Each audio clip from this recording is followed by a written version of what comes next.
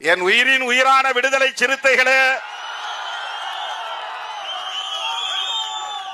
இது போன்ற நெருக்கடிகளை ஒரு பொருட்டாக எடுத்துக்கொள்ள வேண்டாம். இதற்கு யாரு காரணம், எது காரணம், ஏன் செஞ்சாங்க, எதுக்கு செஞ்சாங்க, இந்த டிஸ்கஷனே வேண்டாம். சோசியல் மீடியாவில் ஏதாவது எழுதுறது அதெல்லாம் கூடவே கூடாது. அதை கடந்து போயிட்டே இருக்கணும். இந்த வேலை முடிஞ்சுதான், இன்னைக்கு முடிஞ்சுது. அடுத்து நாளைக்கு என்ன வேலை? 6ஆம் தேதி சிதம்பரத்துக்கு வாங்க எல்லாம். அங்க தேர்தல் அங்கீகார வெற்றி விழா. அப்புறம் 8ஆம் தேதியிலிருந்து நான் சுற்றுப்பயணம் போறேன். எதுக்கு? 31ஆம் தேதி தமிழ்நாட்டை அல்ல ஒட்டுமொத்த இந்தியாவின் கவனத்தை ஈர்க்கக்கூடிய வகையில் மாபெரும் பேரணியை, மக்கள் எழுச்சி பேரணியை நாம் நடத்த இருக்கிறோம்.